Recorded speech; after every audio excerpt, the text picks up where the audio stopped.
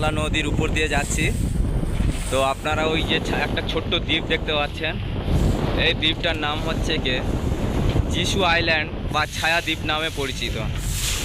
এটা একদম মাতলা নদীর আর বনি ক্যাম্প যে ক্যাম্পটা রয়েছে, সুন্দরবনের যে বনি ক্যাম্প রয়েছে সেই ক্যাম্পের আগেই পড়ে। তো মাতলা নদীর মাঝখানেই আছে আর কি। এখন মাতলা নদীতে এই সময় প্রচুর ঢেউ হচ্ছে, আপনারা দেখুন।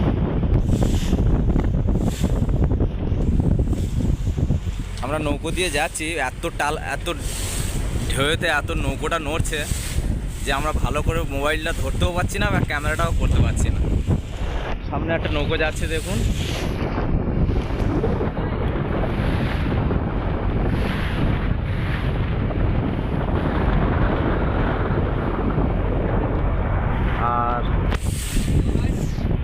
আর আমাদের যে নৌকোর যে মাঝি আছে, মাঝিটা আপনাদেরকে দেখাই। আমরা দেখুন, নাম কি? রবিরাম নস্কর। আমাদের যে মাঝিটা আছে, মাঝিটার নাম হচ্ছে রবিরাম নস্কর। যদিও এদের এটা ট্যুরের বোট, ট্যুরের লঞ্চ। তো লঞ্চের নাম আছে এমবি মা লক্ষ্মী, সৌমিলি, সহেলি। আরও একটা বোট আছে বললি না? আরও একটা কি বোট, বোটের নাম কি? এমবি রাজলক্ষ্মী। আচ্ছা আচ্ছা, লঞ্চ দুটো সব ট্যুরের সিজনেও খাটা হয় তো। আচ্ছা ঠিক আছে বন্ধুরা, আমরা এখন মাতলা নদীতে আছি।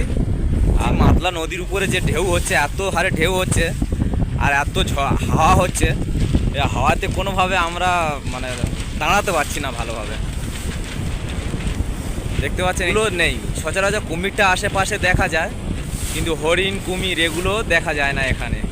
কারণ এটা অনেক ছোট হয়ে গেছে, তো এখানে খাওয়ার মতো ওদের কিছু থাকে না, তাই এখানে কোনো প্রাণী নেই।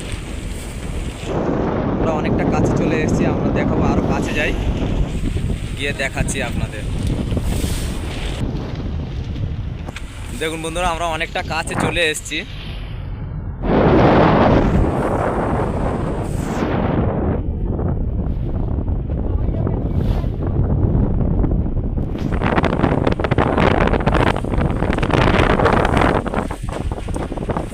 আমরা এখন যে নৌকোটাতে আছি এটা হচ্ছে এমবি মা লক্ষ্মী সৌমিলি সহেলি বোট।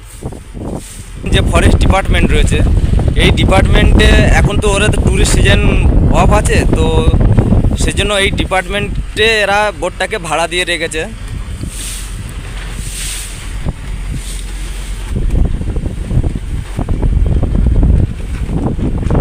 আপনাদের চারিদিকে ঘুরে ঘুরে দেখাচ্ছি বোটটা। এটা এখন তো ট্যুরের সিজন নয়, তাই এদিকে সব কিছু খুলে রেখে দিয়েছে, কিন্তু নৌকোটা অনেকটা বড় আছে। আপনারা দেখতে পাবেন এই নৌকোটা অনেকটা বড় রয়েছে। এখানে বাথরুম আছে। আর যে ট্যুরের সময় যখন ঘুরতে আসে মানুষ, তখন এই যে ঘরটা দেখতে পাচ্ছেন, যে মাংস মুরগিগুলো নিয়ে আসে আর কি, তো এই মুরগিগুলো এই ঘরে রাখা হয়, সেজন্য এটা লিখে রেখেছে মুরগি ঘর। আর এইটা হচ্ছে কি বাথরুম, টয়লেট আছে এখানে, জলের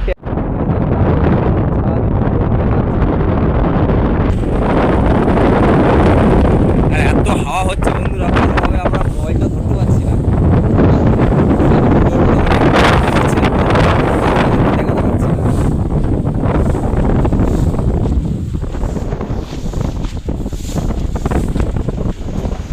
যেতে হচ্ছে। সচরাচর শীতের সিজনে যখন মানুষজন ঘুরতে আসে, ওই সময়টা কিন্তু ঢেউ হয় না। সময়টা এখন নদীতে ভীষণ উত্তাল হাওয়া হয় আর ঢেউ হয়।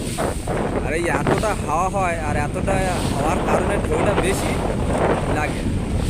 দেখুন ওই নৌকোটা যাচ্ছে, দেখুন কতটা ঢেউ ঠেলে ঠেলে যাচ্ছে।